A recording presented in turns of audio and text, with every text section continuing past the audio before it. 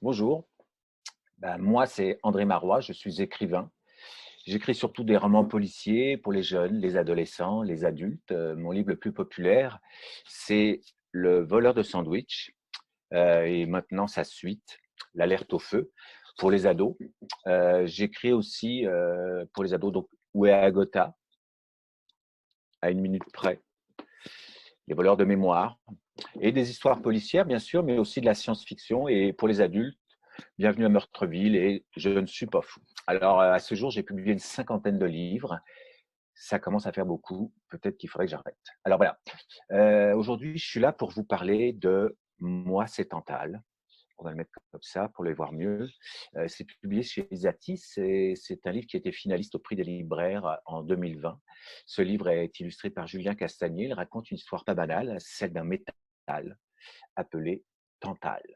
Alors, c'est l'éditrice d'Isatis, qui s'appelle Angèle Delaunoy, qui m'a proposé d'écrire ce documentaire sur un des matériaux que l'on retrouve dans nos téléphones cellulaires.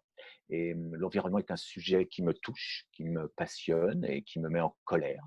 Et les réchauffements climatiques ne sont malheureusement pas de la fiction. Alors, moi, j'ai toujours aimé les sciences. Je crois qu'il faut écouter les scientifiques, pas les charlatans, ni les complotistes, ni YouTube. Et j'ai donc plongé dans ce sujet d'actualité en fouillant. J'ai découvert le tantal et son parcours hors du commun.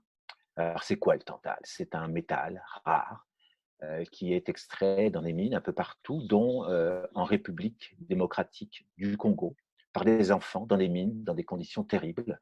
Et pour rendre le livre intéressant, j'ai donné la parole au tantal. C'est donc lui qui nous raconte sa vie à la première personne, comme un être humain. On appelle ça de l'anthropomorphisme. Alors, je vais vous lire le début. Voilà commence le livre. Il m'a réveillé à coups de pique et de masse. Je le sentais s'approcher depuis quelques jours sans trop savoir ce qui m'attendait, mais j'avoue que le choc fut brutal. L'auteur de ces cognements était un garçon noir d'une dizaine d'années, torse nu, ruisselant de sueur. Il me tapait dessus avec une force étonnante pour son jeune âge. Au début, je le distinguais mal dans la pénombre. En plus, il m'éblouissait avec sa lampe frontale. On se trouvait dans une galerie souterraine où ils étaient nombreux à creuser avec lui. Le bruit assourdissant résonnait sous les voûtes. On ne peut plus dormir tranquille, dis donc. Il a sursauté. Je le comprends. Ce n'est pas tous les jours qu'une roche vous interpelle dans une mine. Donc voilà, ça commence comme ça.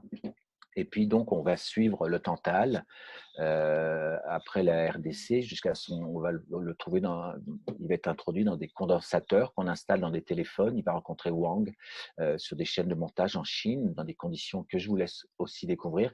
Et ensuite on va le suivre jusqu'à son arrivée au Québec où son nouvel ami Thomas et sa copine Camille vont discuter avec lui et prendre conscience d'enjeux environnementaux et tout ce que ça implique.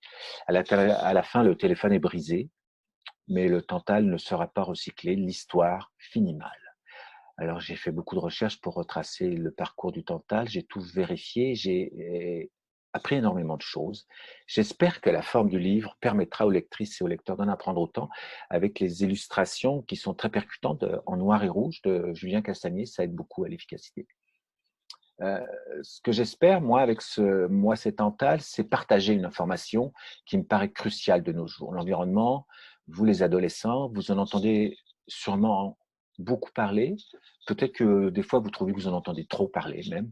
Et donc, moi, je ne suis pas là pour vous faire la morale, mais je veux vous proposer avant tout une expérience de lecture agréable.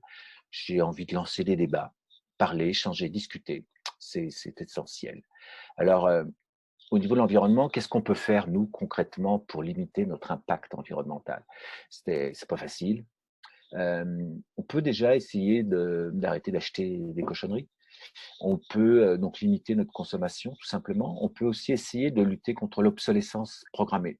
Alors comment? Par exemple, en évitant de changer de téléphone tous les 6 mois. Moi, j'essaye de garder le mien le plus longtemps possible. Il a Le mien, il a 10 ans, mais il marche encore pas mal. Et puis mon ordinateur, celui que j'utilise en ce moment, il a 12 ans et il marche encore pas trop mal. Alors voilà. Alors sinon, au niveau du quotidien, en ville, je me déplace en vélo. J'essaie de magasiner plutôt dans des boutiques qui vendent du vrac. Je choisis le plus possible des aliments bio, locaux. Je mange de moins en moins de viande, j'essaye. j'essaie de bannir aussi tous les plastiques de ma vie. Alors, c'est pas parfait, hein, je suis pas un héros, mais je pense que ce sont des petits gestes comme ça qui, multipliés par des millions de citoyens, vont faire une différence. Ils vont envoyer des bons messages. Parce que si moi j'y crois pas, si vous vous y croyez pas, personne le fera à notre place. Alors voilà. Donc, puis je peux faire un dernier mot pour la lecture. Je lis beaucoup depuis toujours. Je viens d'une famille de 6 enfants et on n'a jamais eu de télévision, donc on a toujours beaucoup lu et j'adore ça. Donc je lis surtout des romans de la bande dessinée aussi et beaucoup de romans policiers, bien sûr, mais pas seulement. Alors voilà, les livres en ces temps de pandémie, ils servent à voyager, à rêver, à s'émouvoir, à s'informer. Ils sont essentiels et je crois qu'ils ne peuvent pas disparaître. Le papier restera toujours plus fort que le numérique.